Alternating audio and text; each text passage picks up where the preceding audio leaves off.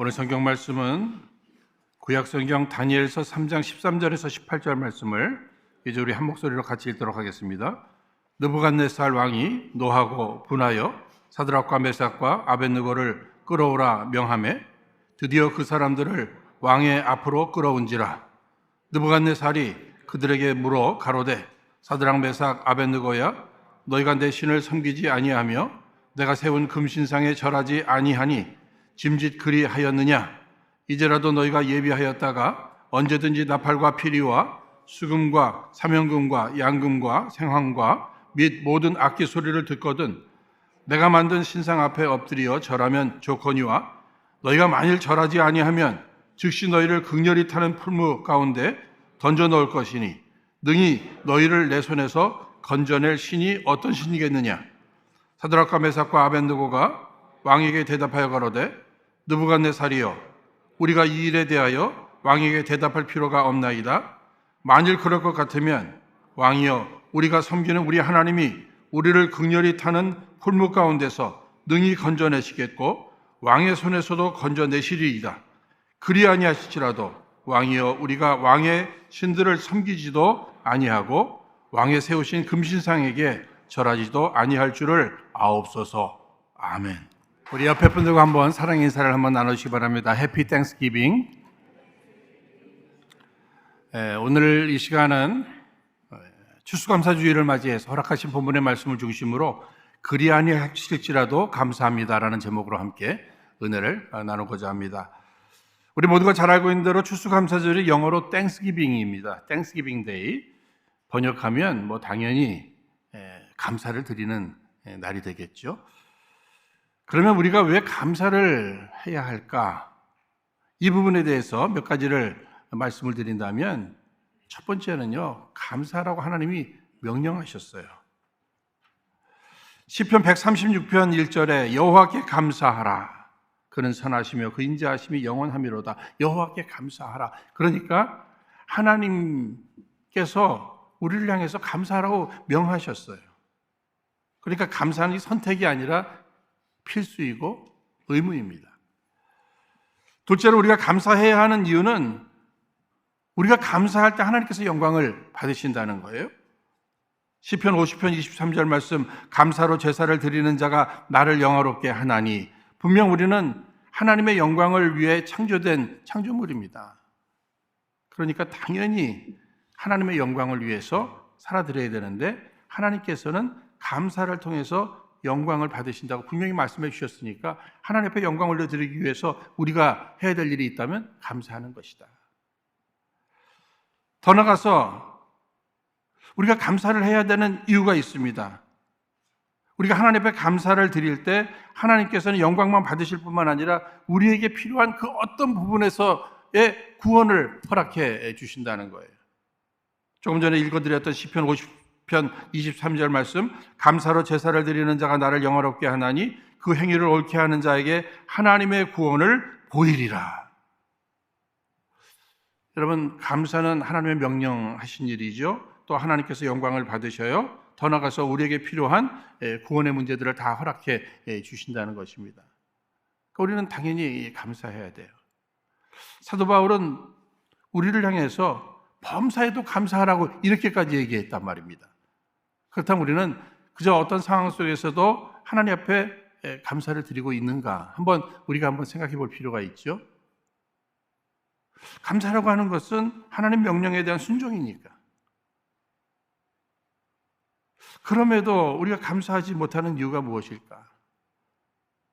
내가 원하는 이러한 일들이 내가 기대하는 만큼 이것이 채워지지 않아서 혹시 그 감사를 내가 지금 보류하고 있는 것은 아닌가 하는 이런 생각도 좀 한번 해보게 됩니다.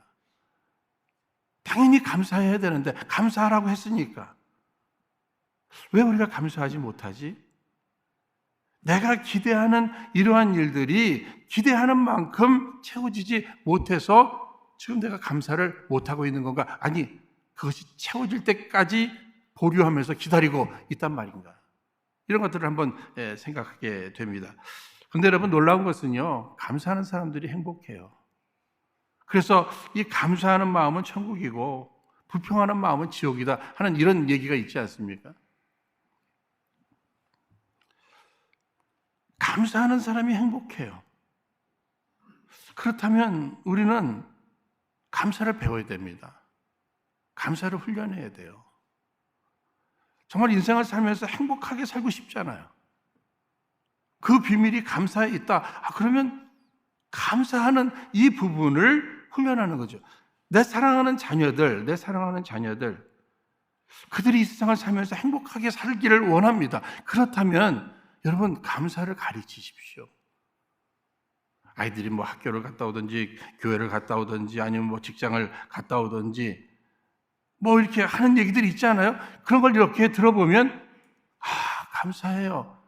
그러면 그런 건 인정해 주시는 거예요. 참 너는 행복하겠다. 넌 앞으로도 행복하겠다. 그런데 들어보면 불평을 해요. 원망을 해요. 그때 여러분 긴장하셔야 돼요. 우리의 원망과 불평이 이것이 조금만 지속되면 몇 번 하다 보면요 습관이 돼요. 이 습관을 그냥 내버려 두면 나중에 중독이 돼요. 그러면 불행해지는 거예요. 그러니까 그 원망, 불평 그걸 막아줘야 돼요. 고쳐줘야 돼요. 아니 이해는 하지만 감사할 일을 한번 생각해보자. 감사할 일이 많잖아. 그래서 그 감사를 격려하면서 감사를 가르쳐주면 그 아이는 행복한 인생을, 천국과 같은 인생을 이 땅에서도 살아갈 수 있게 된다는 것입니다. 오늘 우리들이 회복해야 될 부분들이 많이 있어요. 그런데 그 가운데서도 감사를 회복해야 할 줄로 믿습니다. 뭐 가정 안에서 부부간에도 서로 감사하고 부모님과의 관계 속에서도 감사하고 일터에서도 서로 감사하고 교회에서도 감사하고 교회를 향해서도 그저 감사하고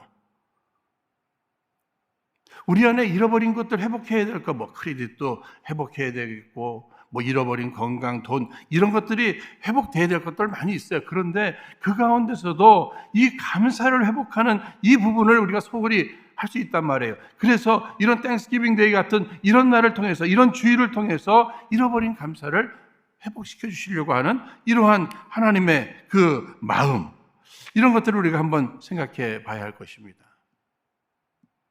우리 행복을 제일 시기하는 원수 마귀는 우리에게 있어서 자꾸만 그 감사를 걷어가고 그 빈자리에다가 불평, 원망 이런 것들을 막 심겨 주기를 원해요.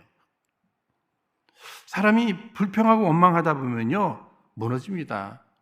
여러분 불평, 원망 이건 다 마귀의 영성이잖아요. 무너질 수밖에 없어요.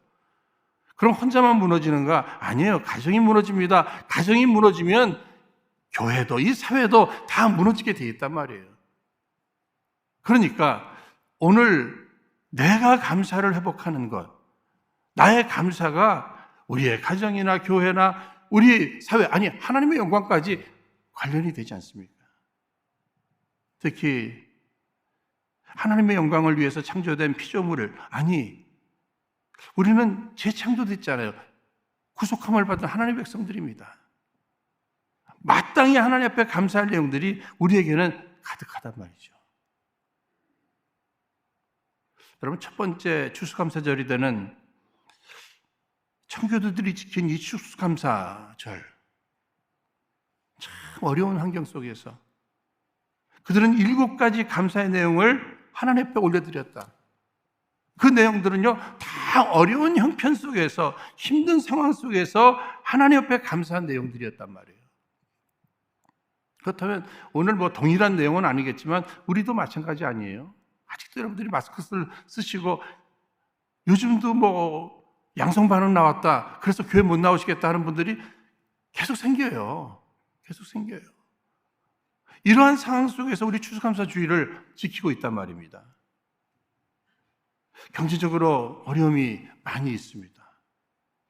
정말 생각지도 못했던 이런저런 각기 다른 고난과 연단의 내용들이 우리를 힘들게 하고 있어요. 이러한 상황 속에서도 우리는 지금 추수감사주의를 지키고 있단 말이에요. 이때에 잃어버린 감사가 오히려 더 회복되기를 원하는 것이죠. 여러분, 우리는 감사해야 합니다. 그런데 이 감사도요, 보면은 몇 가지 감사의 종류들이 좀 있는 것 같아요. 우리가 네 가지를 한번 찾아본다면요, 하나는 그냥 영혼 없는 감사 있잖아요. 전혀 마음 없는 영혼 없는 감사. 아르바이트하는 그 알바생들, 마켓이나 아니면 뭐 카페나 뭐 이런 데서 이렇게 알바생들이 제일 영혼 없는 말이 감사합니다, 이거랍니다. 이거래요. 이 통계를 보니까 제일 많이 하고, 그런데 가장 영혼이 안 담겨져 있다는 거예요. 마음이 안 담겨져 있다는 거예요. 그런데 그들만 그러한 영혼 없는 감사를 하는 것이 아니라 우리가 하나님 앞에서도 영혼 없는 감사 있잖아요. 그냥 찬송을 불러도 기도도 하고 뭐 이런 내용들 속에 헌금도 바치고, 그런데 그 안에 감사가 빠져 있어요. 감사의 마음이 하나도 없어요. 과연 이런 감사, 이런 예배 하나님 받으실까? 기뻐하실까? 이런 생각을 한번 해보게 됩니다. 여러분, 우리의 삶 속에서도 마찬가지입니다. 서로 감사할 때, 감사의 선물을 한다든지요, 감사의 편지를 할 때에도 보면 거기다 마음을 담아야지요. 마음을 담아야 됩니다. 영혼을 담아야 될 것입니다. 그런데 영혼 없는 감사도 분명히 이 감사의 종류 중에 들어갈 거예요.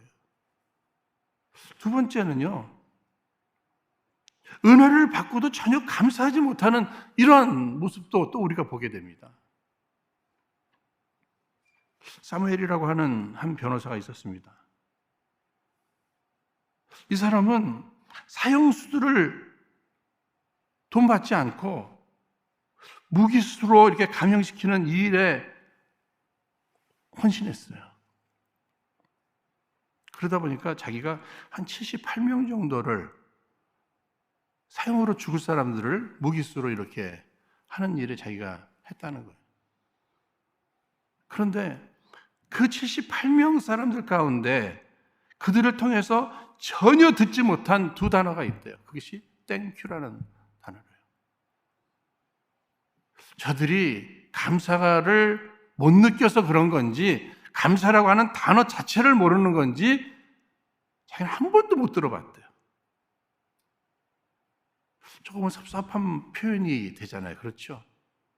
저는 이 내용을 이렇게 들으면서 우리 하나님의 마음은 어떠실까? 우리를 구원하시기 위해서 독생자 예수까지 십자가에 달려 죽게까지 하시면서 우리를 사랑하셨고 구원하셨는데, 우리는 마땅히 그 은혜를 생각하면서 기억하면서 감사해야 되는데 감사하지 못하고 있단 말이에요. 우리 하나님도 섭섭하시면서도 또 안타까우실 거예요. 여러분, 성경의 예를 한번 들어보십시오. 이스라엘 백성들 40년 광야 생활하는 동안에 우리 하나님께서 다 책임져 주셨잖아요. 메추라기와 만나도 허락해 주시고, 구름기둥, 불기둥 허락해 주시고, 그러면 그저 감사하면서 찬양만 하면서 가야 되는데 순간순간 어려움이 찾아올 때마다 불평했잖아요. 결국 출애굽한 그 이스라엘 백성들 약속의 땅에 다 못 들어가잖아요. 거의 다 못 들어가잖아요. 여러분, 광야에서 다 죽었는데 굶어서 죽었습니까? 아니에요. 불평하다가 죽었어요. 마땅히 감사해야 될 사람이 감사하지 못하고 불평할 때 광야에서 죽잖아요. 이런 모습을 보면서 이 감사는 굉장히 중요한 거구나. 불평이라고 하는 것은 이거 굉장히 위험한 거구나. 그런데 은혜를 받고도 감사하지 못하는 사람들이 매우 많다, 굉장히 많다. 여러분, 몇 프로나 될 것 같아요? 여러분, 누가복음 17장 말씀에 예수님께서 문둥병자 10명을 고쳐주셨잖아요. 그런데 돌아와 감사한 사람 몇 명이죠? 한 사람이에요. 10명 가운데 한 사람이죠. 10%라는 거예요. 그러니까 90%는 은혜 받고도 감사하지 못한다. 여러분, 이것이 성경이 우리에게 뚜렷이 보여준 것이에요. 그러면 지금 시대가 2000년이 지나서 오늘은 어떨까? 은혜 받은 사람이 10명이라면 그 가운데 10% 감사하는 거예요. 우리가 소원한다면 그 10% 안에 내가 들어가야죠. 그런데 문제는 무엇입니까? 그 감사하는 사람은 어떻게 되죠? 육신의 이러한 문제만 해결받은 것이 아니라 영혼의 구원을 얻게 되잖아요. 마땅히 감사해야 될 사람이 감사하지 못할 때 거기서 멈춰질 가능성이 굉장히 많은 거예요. 우리의 인간관계 속에서도요, 누군가를 사랑해서 누군가를 위해서 무엇인가를 제공할 수 있습니다. 도와줄 수도 있어요. 그런데 상대가 전혀 감사를 몰라요. 어떻게 할까요? 지친다, 지쳐. 이럴 수도 있죠. 지칠 수도 있고, 더 나가서 계속 이렇게 하다가 상대가 이거 스포일 되겠는데? 그래서 멈추는 게 낫지 않을까? 이런 생각할 수도 있잖아요. 뭐 하나님께서 꼭 그렇게 하신다는 말씀은 아닙니다. 그러나 하나님의 은혜가 우리에게 계속 부어지기를 원한다면 하나님도 지치지 않으시도록 우리가 받은 은혜에 감사할 줄 알아야 되지 않겠는가? 세 번째 감사하는 내용이 있습니다. 그 내용은 자기가 원하는 것이 그대로 이루어졌을 때, 와, 하나님이 응답하셨다. 하나님께서 역사하셨다. 이렇게 생각하면서 감사하는 거예요. 사실 신앙생활하면서 이것만 있어도 참 괜찮지요. 그렇죠? 그렇게도 못하는 사람들이 많은데, 여러분, 이 감사, 땡스, 이 어원이 어디서 나왔다고요? 띵크에서 나왔다 그러잖아요. 우리가 깊이 생각해 보면 범사에 감사해야 되는데 그저 내가 원하는 대로만 됐을 때만 감사하는 거예요. 다시 말하면 원하는 대로 되지 않았을 때는 감사가 없어요. 오히려 원망하고 불평할 수 있게 된다고 하는 사실입니다. 자신의 자녀들이 원하는 대학에 갔습니다. 감사해요. 그런데 그렇지 못하면 불평합니다. 비즈니스가 잘 됩니다. 감사해요. 그런데 그렇지 못할 때 불평하게 되는 거예요. 온 가족이 다 건강하면 감사하는데 몸 아픈 가족이 생겼어요. 감사보다는 불평합니다. 여러분, 이런 차원의 감사 생활도 분명히 있는 것이에요. 그런데 깊이 생각하는 사람은 모든 것이 하나님의 은혜이다. 모든 것이 하나님의 사랑이다. 아니, 범사에 감사하라 명령까지 하셨으니 이때에도 감사를 해야지. 우리의 온전한 신앙생활, 성숙한 감사 생활을 할 줄 알아야 된다는 겁니다. 그 성숙한 감사가 오늘 본문 말씀에 나오는 그리 아니하실지라도의 감사, 그럼에도 불구하고의 감사의 모습이죠. 조금 전에도 말씀을 드렸습니다만 많은 경우가 다 조건부 감사입니다. 이렇게 해주시면 감사하고, 그렇지 않아요? 조건부 감사라는 것은 그렇게 해주시지 않으면 나 감사 안 하겠다는 거 아니겠습니까? 그리 아니하실지라도의 감사, 그럼에도 불구하고의 감사. 여러분 잘 아시는 하박국 3장 17절에서 18절, 비록 무화과나무가 무성치 못하며 포도나무에 열매가 없으며 감람나무에 소출이 없으며 밭에 식물이 없으며 우리의 양이 없으며 외양간에 소가 없을지라도 나는 여호와를 인하여 즐거워하며 나의 구원의 하나님을 인하여 기뻐하리로다. 여러분, 이 하박국 선지자 수준 높은 감사입니다. 없고 그래도 나는 감사할 겁니다. 안 돼도 나는 그래도 감사할 것입니다. 왜? 하나님 살아계시고 하나님께서 나에게 구원을 베풀어 주시고 또 구원을 베풀어 주실 것이고, 오늘 우리들에게 있어서는 하나님 살아계시고 하나님 날 사랑하시고 하나님이 나의 아버지가 되셨다고 하는 이 한 가지 사실, 내가 구원받은 하나님의 백성이 되었다는 이 한 가지 사실만을 가지고도 좀 내가 원하는 대로 안 됐다 할지라도 우리는 감사할 수 있어야 할 것입니다. 온전한 신앙, 성숙한 신앙은요, 무엇입니까? 그리하지 아니하실지라도, 내가 원하는 대로 되지 않을지라도. 여러분, 다윗 시편 23편 말씀 기억하시죠? 하나님이 인도하시는 대로 푸른 풀밭, 쉴 만한 물가로 인도하실 때 감사하는 건 뭐 기본이죠, 기본. 그런데 때로는 사망의 음침한 골짜기로 목자이신 하나님께서 나를 인도하신다고 해도 나는 그래도 감사하겠습니다. 왜? 그분은 선하신 목자이시기 때문에. 내가 다 이해를 못해서 그렇지, 하나님의 뜻을, 그 선하신 하나님을 신뢰하고 그 선하신 하나님의 뜻 가운데 인도하심을 믿는 이 믿음 속에서 그리하시 아니하실지라도 나는 푸른 풀밭에 여기 계속 머무르고 싶은데 그분의 인도하심이 내가 원하는 것이 아니라 할지라도 감사만 할 수 있다면 다윗과 같은 믿음이죠. 바울과 실라 빌립보 옥중에 갇혀지잖아요. 여러분, 얼마나 속상할까요? 얼마나 억울할까요? 주를 위해 산다고 하는데, 불쌍한 사람 고쳐줬는데 억울하게 나쁜 사람들에 의해서 감옥에 지금 잡혀서 매 맞고 묶이고 얼마나 힘들어요. 그런데 그들이 한 일이 뭐예요? 찬송 부르잖아요. 그들의 찬송의 내용은 뭡니까? 감사 찬송이에요.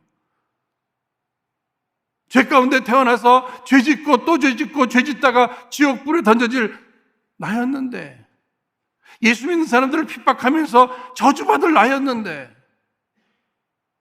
내가 지금 그분을 위해서, 복음을 위해서 이렇게 고난을 받는다니. 내가 계획하고 원하는 일은 아니었지만 해석이 달라지잖아요. 아니, 나 여기서 죽어도 천국이다. 감사해서 찬양하는 겁니다. 찬양하는 거예요. 그런데 오늘 본문의 말씀해 보시면은요, 여러분 잘 아시는 다니엘의 세 친구 있잖아요. 사드락과 메삭과 아벳느고. 그들의 감사의 모습을 보여줍니다. 그들의 그 신앙 고백을 보게 되는 것이죠. 그것은 바로 바벨론 포로 때에 그 다니엘의 세 친구, 다니엘도 그렇고 다니엘의 세 친구 다 참 훌륭한 믿음이죠. 당시 바벨론 왕 느부갓네살 왕이 금신상을 세워놓고서 모두가 절하게 하잖아요. 절하지 않으면 어떻게 한다고요? 뜨거운 그 풀무불에다가 던져 죽이겠다는 거예요. 여러분, 이런 상황이에요. 이런 상황. 근데 이 다니엘의 세 친구 절하지 않습니다. 다 절해도 절을 안 해요. 7배나 더 뜨겁게 만들어서 협박을 하는데도 안 해요. 안 합니다. 저들의 믿음, 이 길도 내가 가야 되나 보다. 아니, 내가 저 불에 타 죽는 한이 있어도 하나님께서 또 살리시겠지. 아니, 하나님의 뜻 가운데 내가 여기서 죽는다고 해도 이거 순교 아니야? 하나님 살아계심을 뚜렷이 믿습니다. 하나님의 그 전능하심도 증거해요. 그럼에도 그분이 왜 꼭 나를 살리셔야 돼?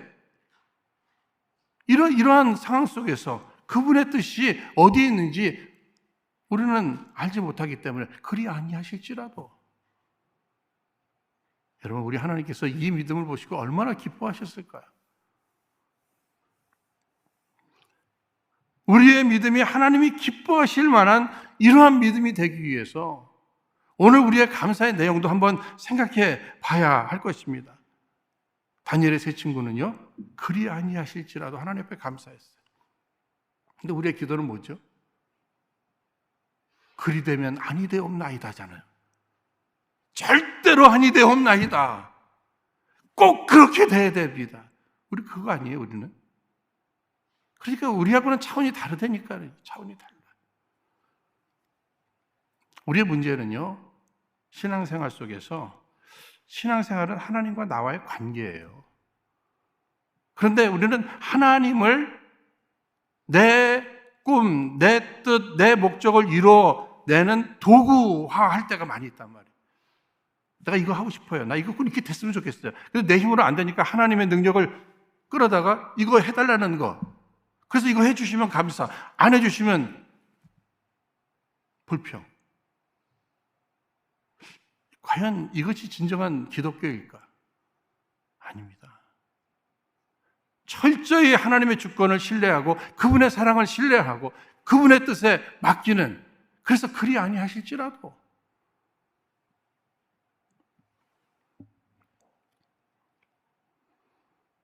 여러분, 이 모습은 겟세마네 동산에서 우리 예수님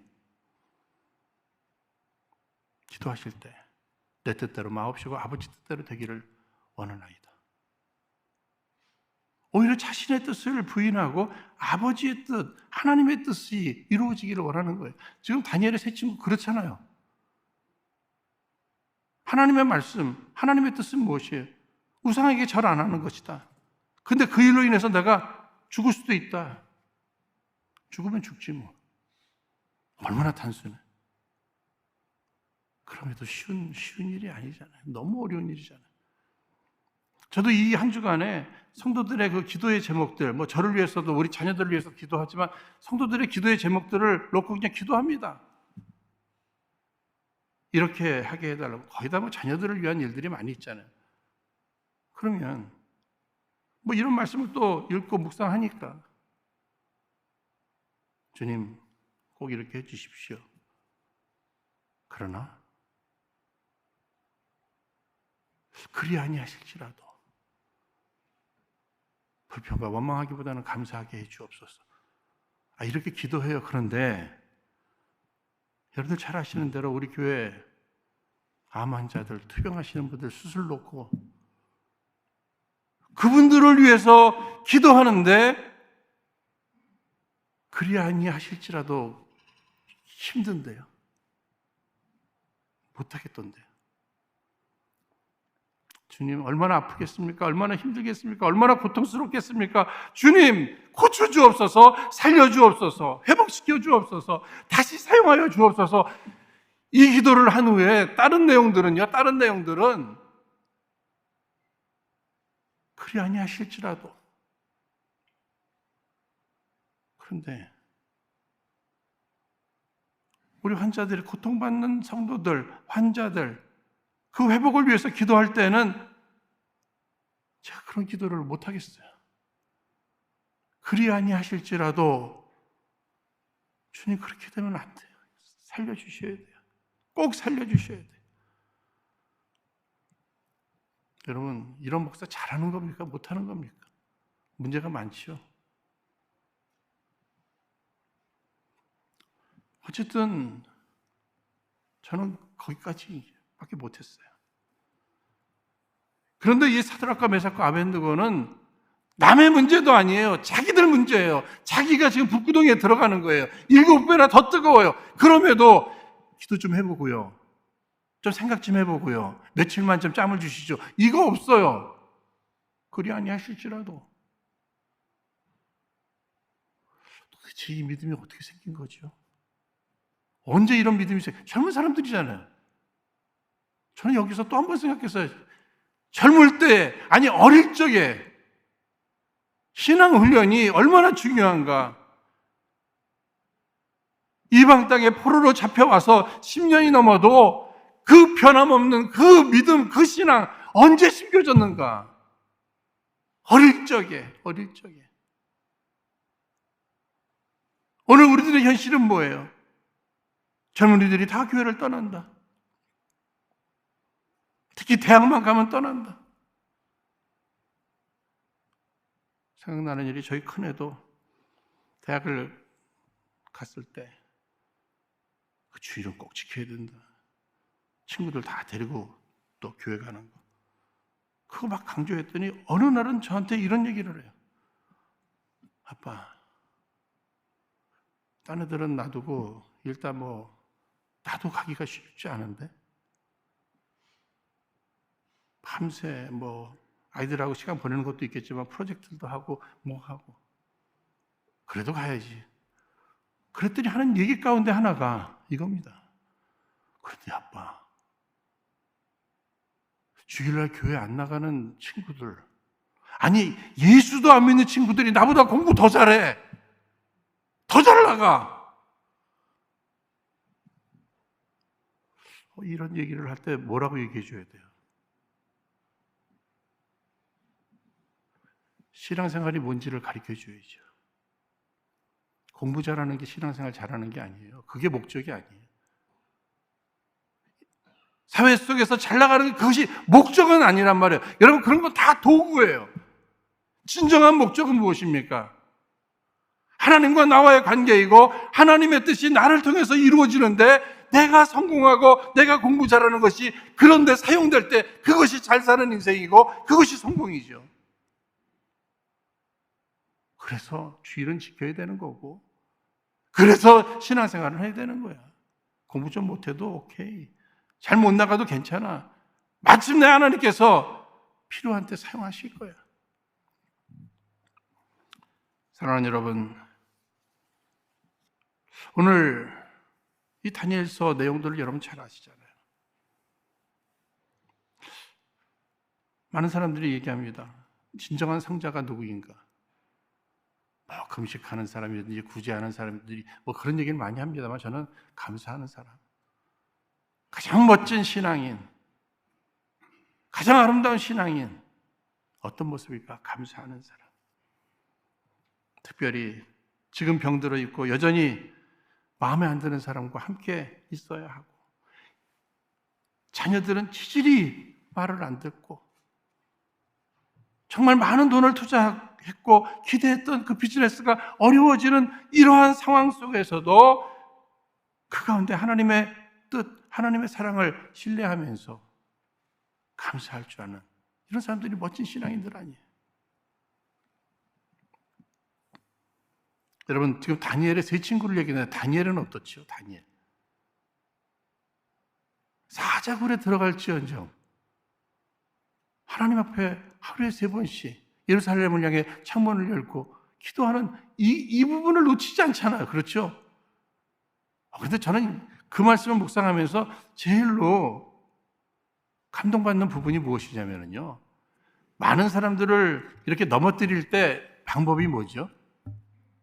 미인계라든지 돈이라든지 권력이라든지 이런 걸 가지고 넘어뜨리잖아요. 그런데 다니엘은 그거 갖고는 결코 넘어뜨리지 못한다는 것을 정확히 알고 있었던 거예요. 그거 갖고는 안 되는 사람. 그러니까 뭘 걸었어요? 그는 목숨 걸고 기도하는구나.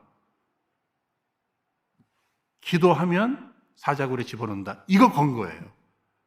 저는 그 말씀을 이렇게 생각하면서 하나님이 또 주변 사람들이 나를 시험한다면 과연 기도로, 설교로, 아니면 전도하는 걸로, 이런 걸로 할까? 차원이 다르구나. 그릇이 다르구나. 노력해야 되겠다. 지금 이 자리에서 머물러서는 안 되겠다. 오늘 추수감사절입니다. 정말 우리의 감사의 수준이 어디인지를 우리가 한번 잘 생각해 봐야 돼요. 그리 아니하실지라도. 여러분, 그리 아니하실지라도라고 이렇게 고백을 하고 하나님의 뜻에, 하나님의 계획에 맡겨버렸어요. 그 사람은 자유가 있는 겁니다. 왠지 아세요? 우리의 생사복을 홀로 주관하시는 그 하나님의 주권 앞에 맡겼기 때문에 그 나머지는 하나님이 책임지신다는 거예요. 그러므로 나는 자유한 거예요. 더 나아가 인생을 살면서 하나님 앞에 사랑만 받았는데 지금 그리 아니하실지라도 이 고백이 나도 하나님을 향한 이만큼 사랑한다고 하는 사랑의 고백이 되는 거예요. 뿐만 아니라 어떻게 되든 하나님은 지금 나의 이 믿음과 사랑의 고백, 하나님을 향한 신뢰의 이 고백을 받으신 하나님께서 합력해서 선을 이루어 주실 것이라고 하는 이 확신이 있는 사람만이 이런 일을 할 수 있을 것입니다.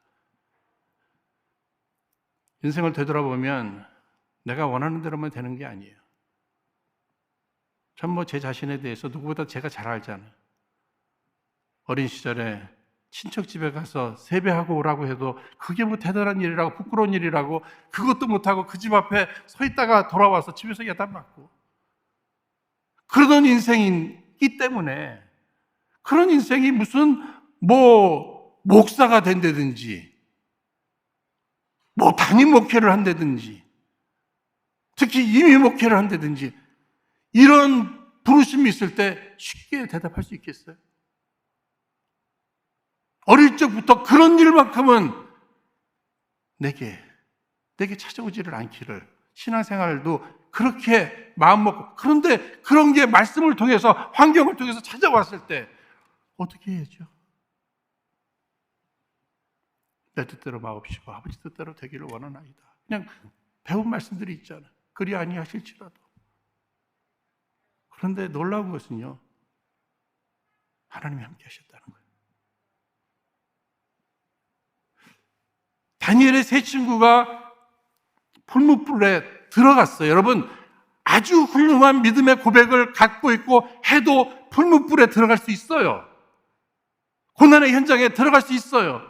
7배나 더 힘든 상황이 될 수도 있어요. 그런데 왕이 보니까 거기 몇 명이 있었다고요? 4명이 있었어요. 사드락과 메삭과 아벳느고, 한 사람 누구예요?